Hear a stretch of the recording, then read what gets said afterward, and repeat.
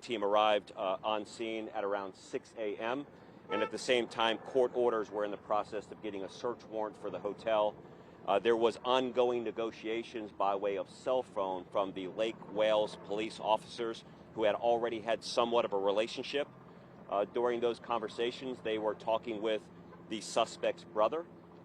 In the background, they could hear the suspect, so there was a pretty reliability confirmation that he was at this location.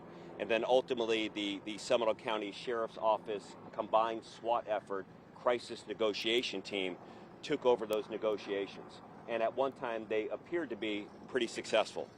However, our suspect did at numerous times, both with the Lake Wales police investigators as well as Sanford and members of our crisis negotiation team, make the comment that this would end one of three ways.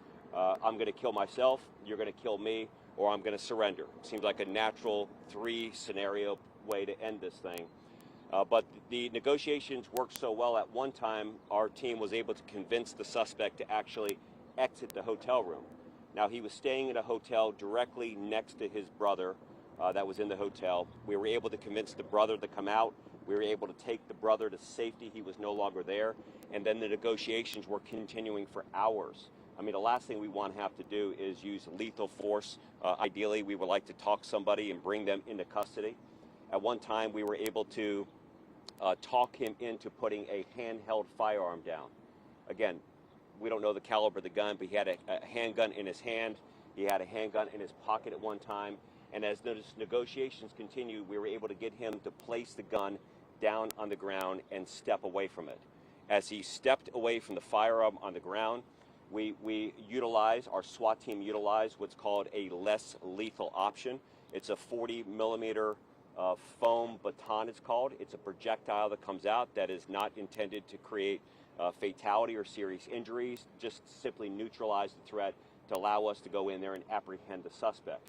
We successfully deployed that, but it had little effect on the suspect.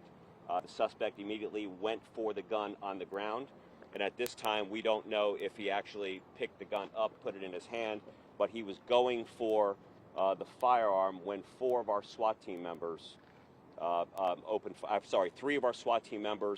one member of the specialized unit of the Sanford Police Department opened fire, neutralizing the threat, and the suspect is now deceased.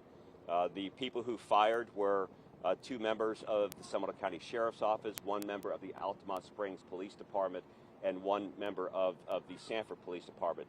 That's why Chief Cecil Smith, Chief James Riggs, great partners to our effort, great participants with the SWAT team, were able to come over there. As soon as the suspect hit the ground, our SWAT team operators moved in. This is an incredibly difficult situation. One of our SWAT operators actually immediately started to administer CPR to the decedent after the shooting. Of course, that was unsuccessful, but our operator was then covered in the suspect's blood. And now we have asked FDLE to come in, as we typically do, to conduct a full and independent review and investigation of all the circumstances leading up to this case. What we know about Al Joseph Stenson, he's 38 years old. He has mild encounters with the criminal justice system. Many people would say they're pretty significant. He's been arrested a couple of times for burglary. He's had a couple of charges in the past for domestic violence, but we're still gathering his complete history to find out what was actually going on and all of those circumstances and details. As you can imagine, we're going to wait until FDLE conducts that full independent review of the circumstances, which will include interviewing of our SWAT team members, the folks that are out there.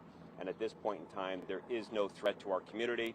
Any threat that was presented here was very specific to the incidents occurring down at the Lake Wales area where the initial incident occurred, and then, of course, relocated up here.